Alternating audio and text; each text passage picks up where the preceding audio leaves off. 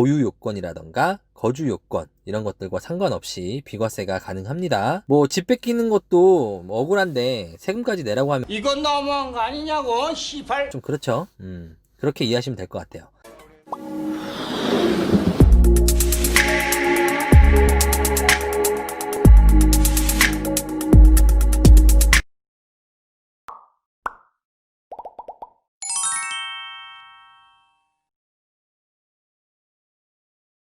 네, 안녕하세요. 사마리안입니다.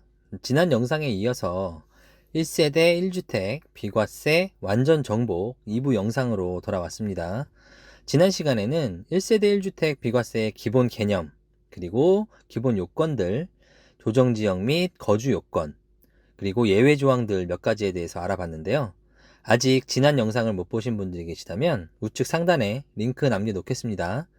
일부 영상도 꼭 시청 부탁드리겠습니다. 오늘 강의에 사용된 예제 파일 역시도 하단 더보기란에 다운로드 링크 남겨놓겠습니다. 다운받아 놓으셨다가 나중에 필요하실 때 참고자료로 활용하시면 좋을 것 같습니다. 자, 마지막으로 구독, 좋아요는 영상을 제작하는 제게 큰 힘이 됩니다. 본격적인 이야기 시작해 볼게요. 앞선 영상에서 2년 보유 요건과 거주 요건에 대해 설명드린 바 있죠. 오늘은 그 조건을 충족하지 않아도 1세대 1주택 비과세가 가능한 요건들을 소개해 드려 볼게요. 2년 보유, 2년 거주 요건을 충족하지 않아도 1세대 1주택이 가능한 예외 케이스 첫 번째는 임대주택이 분양으로 전환된 경우입니다. 보통 우리가 임대주택이라고 하는 집들이 있죠. 내가 사는 전셋집이 임대니까 내 집도 임대주택 아니야? 하시는 분들이 있을 수 있는데요. 아니고요. 임대주택은 기본적으로 민간 임대와 공공 임대로 구분이 됩니다. 이런 주택들의 경우에는 일정 임대 기간을 채우고 나면 일반 분양으로 전환이 되는 케이스들이 있습니다. 이런 집을 여러분들이 이제 분양을 받았다면, 그리고 해당 임대주택에서 이미 5년 이상 거주를 했다면 취득 후에 바로 집을 팔아도 비과세가 가능합니다. 원래대로라면 취득하고 나서 2년 보유, 그리고 조정지역이라면 2년 거주를 한 후에만 팔 수 있다고 생각할 수 있지만, 이 경우에는 취득 후 바로 매도해도 비과세 혜택을 받을 수 있습니다. 이건 잘 모르시는 분들이 많더라고요. 자, 두 번째 케이스는 세대 전원이 해외로 이주하는 경우입니다. 이민을 말하는 거고요. 잠깐 나가는 건 해당이 안 됩니다. 다만 출국일로부터 2년 이내에 팔아야만 비과세가 가능하고요. 2년이 넘어서 팔면 과세가 됩니다. 학교나 직장 때문에 1년 이상 해외로 나가는 경우에는 이 같은 사실을 증빙할 수 있다면 역시 비과세가 가능합니다.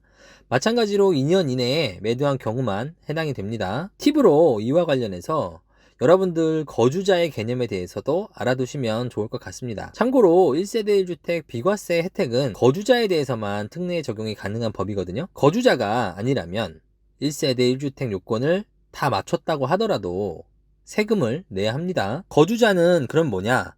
대한민국 국적자만 의미하는 건 아니고요. 한국에서 실제로 거주하는 사람을 말합니다. 해당 연도에 거주자냐 아니냐를 판단하는 기준은 한국에서 거주 기간이 1년의 절반 이상, 다시 말하면 183일 이상을 거주한 경우에만 거주자로 인정을 받을 수 있습니다. 그렇다고 해외에 이민가 있던 사람이 이 규정을 적용받기 위해서 일시적으로 귀국해서 183일 이상을 한국에서 살면 다 거주자로 인정받아서 비과세 혜택을 받을 수 있느냐? 결론만 말씀드리면 그것도 아닙니다. 한국에 직업이 있는지 여부, 혹은 다른 가족 구성원의 어떤 거주지, 그리고 뭐 재산, 뭐 어떤 재산이 어디 있고, 뭐 해외에 얼마만큼의 재산이 있고, 국내 얼마만큼의 재산이 있느냐, 이런 여러 가지 요소들을 반영해서 이 사람이 국내에 정말 실제로 사는 사람이냐 아니냐를 기준으로 국세청에서 판단을 합니다. 그냥 참고 삼아 알아두시면 좋을 것 같습니다. 자, 세 번째 케이스는 국가에 수용이 되는 경우입니다. 흔한 케이스는 아니죠. 워낙 땅이나 집이 많으신 분들 같은 경우에는 이런 케이스도 간혹 있다고 합니다.